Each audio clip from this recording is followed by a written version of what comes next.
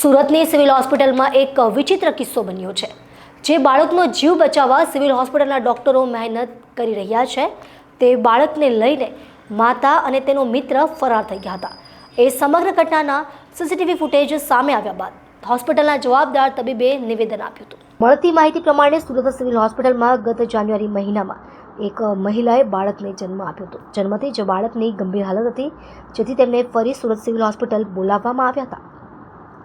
ત્યારે તેમનો પતિ અને અન્ય એક પરિચિત યુવક સાથે હતો. બાળકને સ્તનપાન કરવા માટે આઈસીયુમાંથી માતા પાસે બહાર લઈ જવામાં આવતું હતું.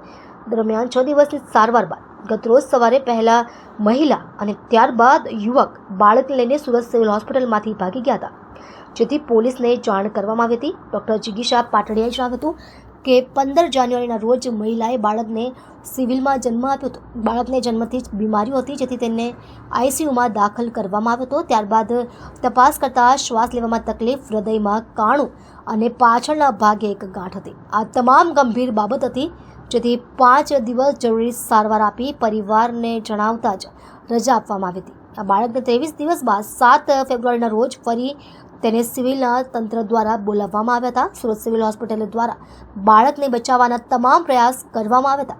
બાળકની હાલત ગંભીર હોવાથી ફરી સિવિલ બોલાવી સારવાર શરૂ કરી હતી.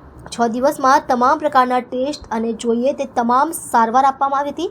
માતા અને બાળકની પણ સંપૂર્ણ વ્યવસ્થા કરી દેવામાં આવી હતી. સિવિલના તબીબોએ બાળક માટે માતાનું ઢાવણ મહત્વનું હોવાથી સ્તનપાન કરાવવા પણ આપતા હતા. જોકે માતા માનવતા ભૂલીને બાળકને લઈને તેના મિત્ર સાથે ફરાર થઈ ગઈ હતી. હાજી, આપને જે માહિતી મળી છે જે બાળકને લઈ જવાની ઘટના, એ બાબતે હું આપ સૌને જણાવી દેવા માગું છું કે આ બેબી ઓફ જાનકી વિરેન્દ્રસિંહ એટલે કે જાનકીબેનનું એ બાળક હતું. એ બાળકનો જન્મ 15 જાન્યુઆરીના રોજ થયેલ હતું અને એ બાળકને 15 જાન્યુઆરીના દિવસે જ અમારા આઈસીયુમાં દાખલ કરવામાં આવેલું હતું. એનું મુખ્ય કારણ તો એ મધરને જે છે એ સિઝેરિયન સેક્શનથી ડિલિવરી થયેલ હતી અને તે પછી બાળકને શ્વાસ લેવામાં તકલીફ હતી. એની વધારે તપાસ કરતાં એના હૃદયમાં કાણું હતું અને એની પાછળની બાજુએ એટલે બેક સાઈડે એને એક મોટું જે સ્વેલિંગ જેવું એટલે કે બહાર ઉપસેલો ભાગ હતો. અમારા પ્રમાણે એ એક સારી નિશાની ન કહેવાય. એ મગજ સાથે જોડાયેલા અથવા તો આપણી સ્પાઇન સાથે જે આપણા જ્ઞાનતંતુઓ સાથે જોડાયેલી કોઈ ઉણપને લીધે એ વસ્તુ હોઈ શકે મેડિકલ સાયન્સ પ્રમાણે. એટલે એ બાળકને 5 દિવસ જરૂરી સારવાર આપી અને એમના કહેવાથી ઘરે મોકલી આપવામાં આવેલ હતું અને એ પછી બાળકની વધુ તપાસ માટે અમારા દ્વારા બાળકને ફરી બોલાવવામાં આવેલ હતું.